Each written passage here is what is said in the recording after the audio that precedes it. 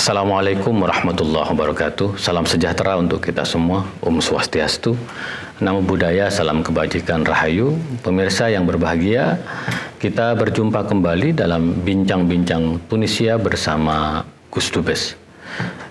Kita sudah berada di hari-hari terakhir bulan Ramadan, bulan yang penuh berkah.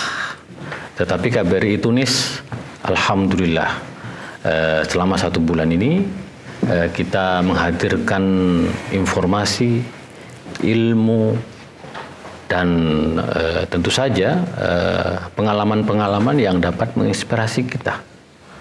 Karena sekali lagi seperti yang saya katakan, tidak banyak orang mengenal Tunisia, salah satu kawasan dengan peradaban yang sangat luar biasa, dengan khazanah yang sangat luas, dengan perjalanan sejak Kartas, Romawi, periode Islam hingga zaman modern, dan kita sudah mendengarkan seluruh cerita kisah tentang Tunisia ini. Nah, tetapi kita belum berbicara satu tema yang sangat menarik sekali tentang bagaimana studi turos di Tunisia ini. Dan kita tahu bahwa kita punya banyak mahasiswa di sini, ada sekitar 158 mahasiswa yang studi di Tunisia ini, sebagian besar di Universitas Zaytuna dan juga ada di beberapa universitas yang lain, Universitas 9 April, Manuba. Mahasiswa kita belajar di sana. Tetapi kita akan berbicara tentang studi turos, studi kitab kuning kalau dalam bahasa Indonesia, atau studi khazanah klasik. Nah, telah hadir bersama saya Saudara Ardi. Assalamualaikum Ardi. Waalaikumsalam warahmatullahi wabarakatuh. Nah, Ardi ini kuliah di Zaytuna di 9 April, sebentar lagi akan ujian tesis. Tetapi Ardi adalah mahasiswa yang sangat tekun untuk studi turos, dan kita akan menggali bagaimana studi turos di Indonesia supaya para pemirsa publik di tanah air kalau datang ke Tunis itu juga bisa belajar turos. Karena turos itu dalam bahasa Hasan Hanafi al-makhzun an-nafsi, itu adalah khazanah jiwa kita. Artinya bahwa dia telah memenuhi jiwa kita, sanubari kita, mewarnai perjalanan dari hidup kita. Jadi, makasih sudah datang KBRI. Sama-sama Gus Dubes. Iya. Terima kasih bisa diundang untuk sedikit ngobrol sama panjenengan. Ardi, sudah berapa lama di Tunisia, Dik? Saya berarti ini tahun ke-11, Gus. Hampir 11 tahun, 10 tahun lebih. Luar biasa dia. Iya. Itu pemirsa 11 tahun. Itu artinya Ardi dengan Tunisia itu tidak bisa dipisahkan. Saya di Kairo cuma 4 tahun setengah, Dik. Nggak betah. Saya hampir sepertiga umur saya. Saya 4,5 tahun di Kairo dulu udah nggak betah, jujur saya menyampaikan ini. Dan saya pengen cepet-cepet pulang, tapi Ardi udah 11 tahun dan dulu kuliah S1 di Zaytuna. S1 di Zaytuna. Terus S2 di 9 April. Dan Zaytuna 2. Oh, luar biasa sih.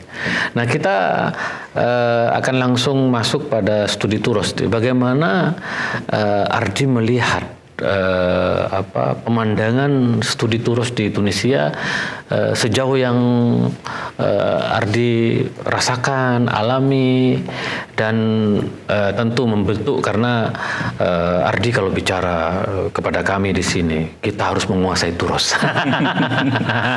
Dan saya sangat senang gitu, karena turos itu adalah khazanah. Bagaimana pengalaman Ardi studi turos di Tunisia ini? Bismillahirrahmanirrahim.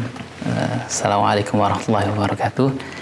Alhamdulillahirabbil alamin, wassalatu wassalamu ala asyrafil anbiya'i wal mursalin wa ala alihi wa sahbihi ajmain. Baik, Gus, studi turos di Tunisia, Gus, ya. Memang saya awal datang itu 2011 sampai Tunis. Sekarang 2022. Jadi saya datang pas revolusi dia. Betul, Gus. Pas banget setelah revolusi saya datang ke sini. Memang saya masuk ke kampus Gus, Zaituna.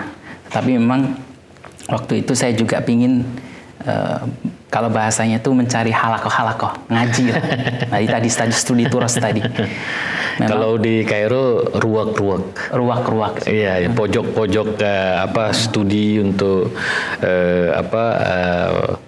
karena Al-Azhar memang dikenal dengan turosnya. Dan Ardi mencari halako kajian-kajian turos ya. Betul Gus.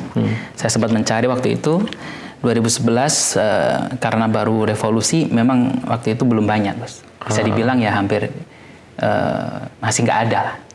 Pas 2012 alhamdulillah, dan saya menjadi saksi sejarah juga, dibukanya Masjid Zaitunah kembali setelah 88 ditutup, dan pertama kali ditutup zaman Bourguiba tahun 57, dibuka lagi 88, cuma 2 tahun ditutup lagi, dan 2012 alhamdulillah dibuka lagi.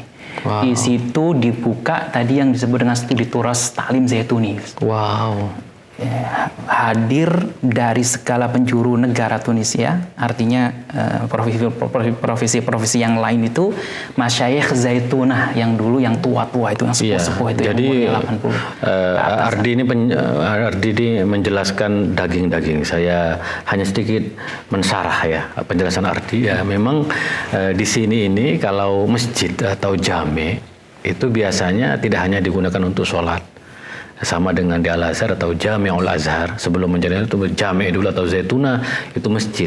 Dan di masjid ini diajarkan halako kitab-kitab kuning, kitab-kitab turus itu. Jadi Ardi ingin menjelaskan bahwa ya dibukanya masjid itu dimulai rame nggak di waktu itu? Rame sekaligus. Jadi ya itu tadi, karena masyayikhnya atau syekh-syekhnya itu datang dengan ikhtisasnya masing-masing. Masih ingat nggak syekh siapa waktu itu yang Ardi hadir? Syekh Husain Al-Abidin. Itu bahasanya yang sempat memimpin para masyayikh semuanya. Dan syekh-syekh yang lain juga, Syekh Nizar Al-Hamadi. Beliau itu masih muda, tapi beliau termasuk yang mengajarkan ketika itu, dan alhamdulillah sampai sekarang juga beliau masih mengajar. Beliau di bidang akidah Gus. Beliau yang mungkin menggemparkan dunia dalam segi keilmuan akidah dan tasawuf, terutama kitab-kitab yang selama ini ada di maktabah, ya, dan itu kitab-kitab ulama Zaitunah yang luar biasa mulai dimunculkan, seperti harta karun itu mulai digali dan di publik. Ini Ardi menjelaskan sesuatu daging lagi. Saya ingin mensarah lagi bahwa seperti yang Ardi katakan, di sini ini gudangnya para ulama, pemirsa. Saya menjadi saksi kedalaman dari para ulama-ulama Tunisia ini.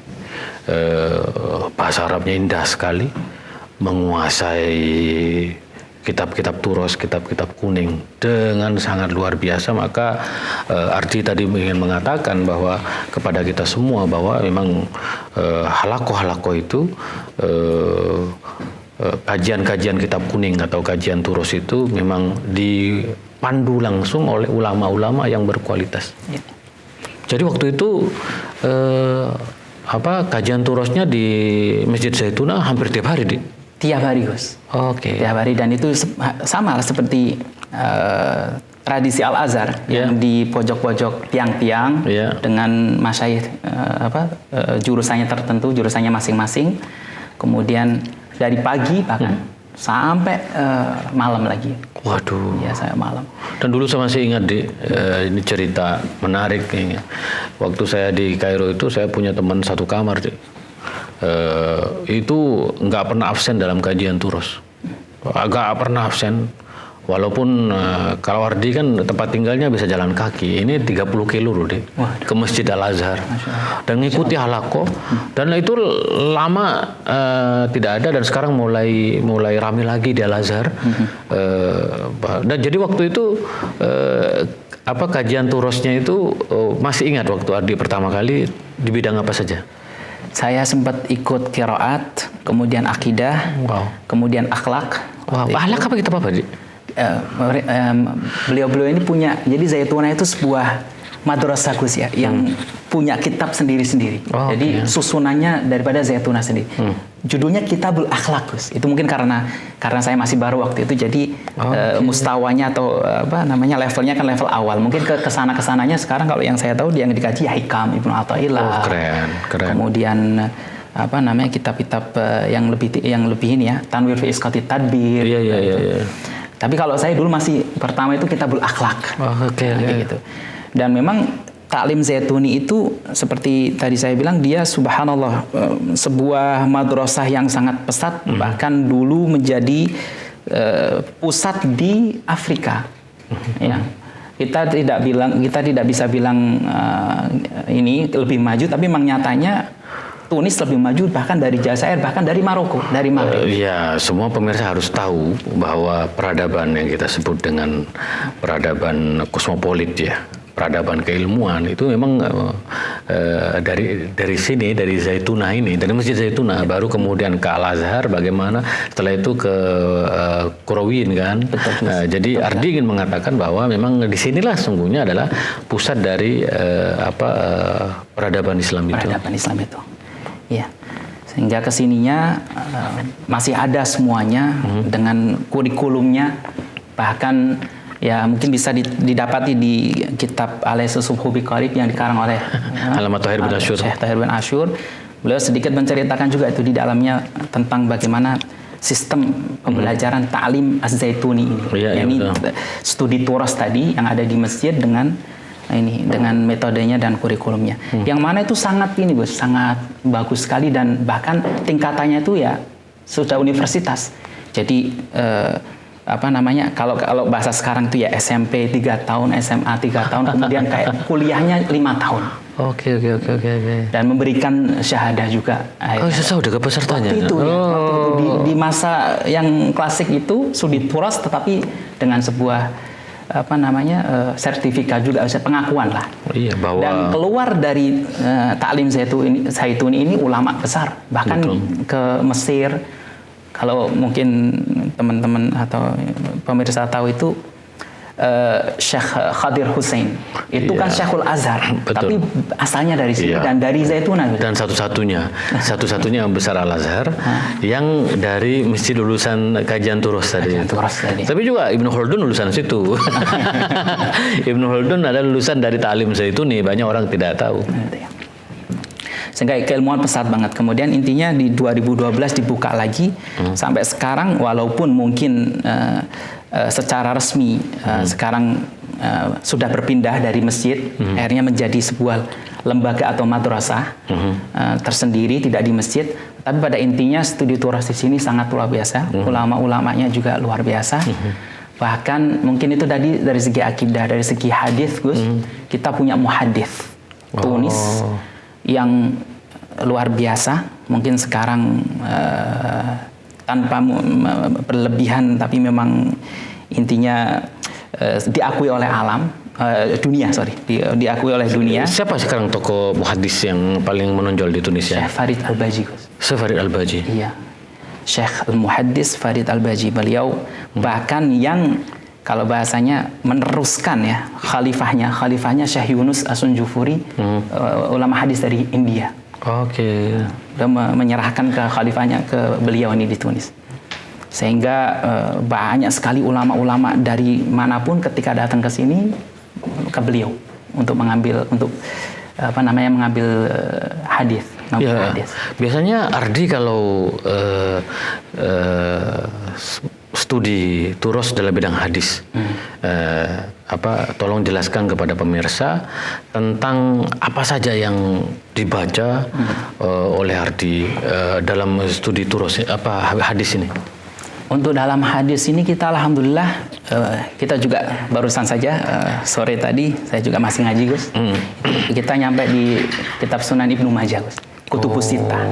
Tetapi memang beliau ini muhadits ini nggak cuma syarat, biasanya di tradisi di mana-mana di negara-negara yang lain itu biasanya cuma syarat, artinya cuma dibaca yang lain mendengar. Betul. Tapi kalau beliau ini tidak, beliau ini pakai syarah, diterangkan hadis ini maknanya seperti apa. kemudian hadisnya sahih atau bukan atau apa derajatnya, kemudian perlafadznya muskilul hadisnya diterangkan juga. Bahkan beliau selalu memberikan ifadah tambahan-tambahan yang lain keterangan tentang hadis itu, sehingga hampir 11 tahun saya mencoba untuk menghatamkan, ingin mendengar kutubus sittah dari beliau itu belum selesai. Alhamdulillah sekarang baru dapat Muwatta, Adabul Mufrad, kemudian Syifa, Syama'il, kutubus sittahnya itu baru 4. Saya baru Bukhari, Muslim. Sunan Abu Dawud, dan ini alhamdulillah tinggal bab terakhir 15 hadis lagi mau khatam Sunan Ibnu Majah di Ramadan. Luar biasa. Tinggal Tirmidzi sama Nasai untuk kutubus sittah. Tapi ya alhamdulillah yang dikaji adalah hadis, kemudian ya di situ kita merasakan ya memang turas itu, kita ketika ngaji turas itu karena dari ruh ke ruh kita mencoba untuk selalu dikaitkan dengan Rasulullah, merasakan Rasulullah ada. Ketika bilang qala Rasulullah sallallahu alaihi wasallam itu menghadirkan Rasulullah ada. Artinya mendengar kata qala Rasulullah saja itu kita sudah luar biasa ya. Nangis biasanya sampai ketika menyebutkan sanad apa, kadang-kadang pun nangis. Muhadits Syekh Farid Al-Bajani selalu nangis. Ya, kayak nyambung gitu Gus. Selalu subhanallah. Saya dulu pengalaman waktu di Al-Azhar itu rata-rata ulamanya ini kan hafal 5.000, 10.000 hadis. Allahu Akbar. Dan rata-rata tidak melihat ya, difabel. Tunanetra, tapi luar biasa menghafal ribuan hadis-hadis dan hidup dengan hadis itu. Hidup dengan itu. Maka memang selalu mengatakan kepada kita bahwa terus untuk mengikuti sunnah Nabi itu melalui hadis-hadisnya. Nah, Ardi tadi cerita sudah banyak membaca kitab-kitab hadis yang besar-besar itu, Ummahatul Kutub ya, Sahih Bukhari, Sahih Muslim, Tirmidzi ya, dan kitab Sunan Ibnu Majah yang sekarang Abu Dawud yang sekarang ini. Apa yang Ardi rasakan setelah studi hadis ini? Satu Gus, jadi dari kita hidup bersama hadis ini benar-benar kita merasakan kita cinta sama Rasulullah itu, kangen sama Rasulullah itu makin Gus. Jadi hubungan kita dengan Rasulullah itu makin dekat gitu. Kita alhamdulillah karena Syekh selalu solawat. Jadi tiap hari itu ya solawat itu selalu bersama kita. Jadi itu ya beda lah, sangat jauh sekali dulu kita ketika tidak mengenal Rasulullah dengan kita kita mungkin apapun yang akan kita lakukan kita tidak akan pernah mengetahui qadar Rasulullah itu, qadar Rasulullah yang tahu hanyalah Allah ya. Tetapi dengan kita makin mendekati beliau karena beliau itu asli daripada keindahan, itu makin nikmat Gus. Kita akan ya Allah, mana ada yang lebih indah daripada Rasulullah. Betul. Khairul khalq. Betul. Itu saja, dari segi itu saja. Jadi kenikmatan yang tidak pernah ada mungkin dari melihat dunia segala seisinya, nggak ada artinya dibanding dengan Rasulullah. Iya betul. Karena apalagi saya sebagai duta besar itu jujur dari hati paling dalam itu, apa yang saya lakukan itu betul-betul meneladani Rasulullah sebenarnya. Jadi apa yang saya lakukan, saya punya kebiasaan membaca sholawat ribuan setiap hari deh. Jadi saya punya. Maka ketika Ardi bercerita kepada kita semua bagaimana pengalaman mengkaji hadis ini penting sekali. Maka saya menyampaikan ke Ardi supaya bagaimana hadis itu menjadi way of life. Tidak hanya orang ini ada hadis Rasulullah, tapi bagaimana hadis Rasulullah itu mewarnai kehidupan. Nah sekarang apa yang maka saya minta ke Ardi untuk misalnya hadis untuk terus optimis. Jadi kasih tematik hadis supaya hadis-hadis Nabi agar kita tidak galau. Hadis-hadis Nabi tentang menjadi pemuda yang tangguh. hadis Nabi supaya kita rajin belajar. Nah, itu seperti yang saya katakan pada Ardi, karena jujur ya kita ini sangat jauh dengan Rasulullah itu, dan saya ingin supaya Ardi dan teman-teman yang kuliah di sini itu memberikan semacam panduan kepada bangsa, kepada umat Islam di Indonesia untuk terus menjadikan Rasulullah sebagai teladan. Ardi punya pikiran nggak? Pasti Gus, pasti Gus. Ya, kadang-kadang berapa tahun saya kadang mikir ngaji di sini dengan keadaan saya seperti ini, mungkin teman-teman yang lain sudah berkarya di Indonesia dan sebagainya, sudah mulai punya ini punya itu dan sebagainya. Tetapi sama sekali ya, kalau saya sendiri Gus sudah 30 lebih dan sekarang 11 tahun di Tunis ngaji seperti ini, tapi saya rasakan saya punya Rasulullah, saya punya Allah. Sehingga ya pastinya seperti saya bilang tuh, tatlubul ilmi dinashrihi. La li ilmi, la li dalikal ilm, la li dadil ilmi wa yama li nashrihi lillahi ta'ala, untuk kita sebarkan. Maka mungkin tradisi kita di Indonesia itu sudah luar biasa, sholawat, hanya sekedar melantunkan aja orang berarti tenang Gus. Betul. Apalagi tahu maknanya, apalagi tahu hadis itu akrab misalkan, betul. Indah sekali Rasulullah itu, betul, lembut sekali, rahmat sekali. Saya membaca hadis Rasulullah itu kadang-kadang ya kita sebagai umatnya malu sekali. Ya pertanyaannya, seberapa banyak kita betul-betul meneladani Rasulullah itu? Itu saya terus saya kalau ingat bagaimana kisah tentang keluarga Rasulullah ya, dari Sayyidah Fatimah, Sayyidah Khadijah ya kan, lalu kemudian Imam Ali bin Abi Thalib, dari keluarga-keluarga Nabi yang menyaksikan bagaimana kehidupan Nabi itu. Memang kita ini ya harus jujur ya, belum mengenal bagaimana sosok Rasulullah. Maka kitab Syifa tadi kalau kita baca itu kan luar biasa, itu memotivasi. Jadi Adi tadi sekarang bahwa tatlubul ilma la li ajlil ilm ban li nashril ilm. Nah sekarang ini momentum, kira-kira Ardi masih ingin menghatamkan semua kutubus sittah baru akan kembali atau bagaimana? Memang Gus ya, dua hal yang tidak akan pernah kenyang, yaitu mencari harta dan mencari ilmu kan. Taliban la yashba'an katanya kalau bahasa. Betul sekali. Kalau memang pingin ngaji terus nggak akan ada habisnya memang. Betul. Tetap saya akan pulang, ya kan. Tetapi ya mungkin dalam waktu dekat. Kemudian ya sebisa mungkin kalau kata Gus Subes tadi sangat-sangat nasihat yang sangat luar biasa. Mungkin bagaimana cara membuat bingkisan atau sebuah produk hadis yang mungkin kalau dikaji secara turas itu susah. Kita secara sistematik tadi Gus ya, tematik tadi, tema-tema supaya nanti mudah dikonsumsi oleh masyarakat awam. Itu yang mungkin menjadi tugas-tugas kita ini. Jujur kan, kita ini yang namanya spirit ya, ruh, semangat, motivasi itu ditunggu dan bahkan ya sangat populer. Maka saya sendiri kalau percayalah, qad kana lakum fi Rasulillahi uswatun hasanah, bahwa di dalam diri Rasulullah itu terdapat keteladanan yang sangat baik. Nah menurut saya ya kita bisa mencari motivasi dari hadis-hadis Rasulullah. Dan ini yang sekarang orang lupa, mencari motivasi dari begitu banyak buku-buku yang lain. Tetapi Rasulullah sebagai uswatun hasanah itu mestinya betul-betul harus mendapatkan perhatian. Dan Ardi saya minta setelah belajar sekian tahun tadi tentang studi turos dalam bidang hadis terutama, Ardi nasrul ilm tadi bagikan itu di Insyaallah. Beberapa persoalan kita misalnya tentang bahaya berbohong. Itu kan iyyakum wal kadzib.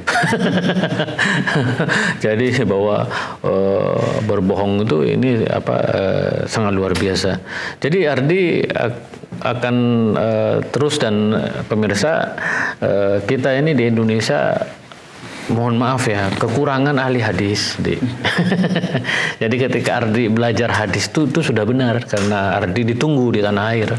Ilmunya, lautan ilmu Ardi itu ditunggu untuk betul-betul tadi menyampaikan pesan-pesan Rasulullah ya, kepada masyarakat. Ardi sebentar lagi lulus kan, S2. Saya katakan ya Ardi bisa tetap lanjut S3 di sini sampai selesai Kutubus Sittah. Tetapi Ardi harus mulai berpikir ya, membangun Indonesia yang betul-betul bersaudara, Indonesia yang damai, Indonesia yang terus bermanfaat, membawa kemaslahatan. Insyaallah. Jadi apa yang sekarang tadi itu nanti di Indonesia misalnya mungkin nggak dibikin pesantren hadis gitu deh? Insyaallah Gus, kenapa tidak? Iya. Memang saya dari dulu, bahkan sebelum saya datang ke Tunis tuh, cita-cita saya memang ingin bikin pesantren sebenarnya. Iya, pesantren hadis itu belum ada. Hadis, ya, karena pesantren itu kebanyakan fikih di kita. Ada pesantren fikih, ada pesantren Al-Quran, ada pesantren bahasa Arab. Yang ada tapi jarang sekali pesantren hadis. Yeah. Maka Ardi sudah pengalaman di sini belajar studi turos, tinggal bikin kurikulum untuk bikin pesantren hadis. Insyaallah, insyaallah. Ini bulan Ramadan Gus, jangan bilang seperti itu doa. Insyaallah amin, mengamini malaikat nih Gus. Betul, amin. Karena yang paling penting adalah buat manfaat buat umat Gus. Betul. Betul.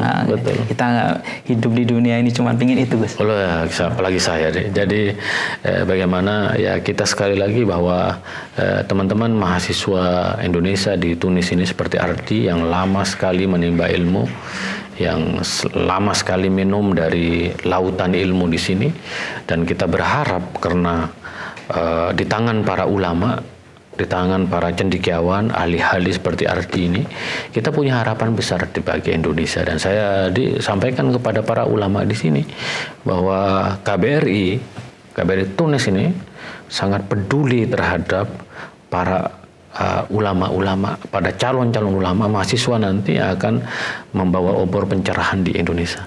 Amin. Ya. Jadi selamat ya, pokoknya terus studi turosnya. Kalau bisa diajak juga teman-teman mahasiswa yang lain. Ya, alhamdulillah. Mahasiswa yang lain untuk melanjutkan ikut tradisi dari Ardi, sehingga saya selalu percaya bahwa barokahnya ilmu itu luar biasa. Barokahnya ilmu itu luar biasa deh. Saya orang yang selalu bersyukur karena berkah dari ilmu. Jadi pemirsa, tanpa terasa banyak hal dari Ardi, tetapi kita sudah mendapatkan informasi bahwa di Tunisia para pemirsa, putra-putrinya yang ingin kuliah di sini juga bisa belajar turos, belajar kitab kuning, belajar khazanah klasik, akidah, hadis, tafsir ulumul Quran, akhlak tadi itu penting sekali. Itu Zaitunah Tunisia ini adalah samudra ilmu. Itulah kira-kira bincang-bincang Tunisia bersama Gus Dubes. Terima kasih Ardi. Kita akan berjumpa lagi esok hari. Assalamualaikum warahmatullahi wabarakatuh. Waalaikumsalam warahmatullahi wabarakatuh.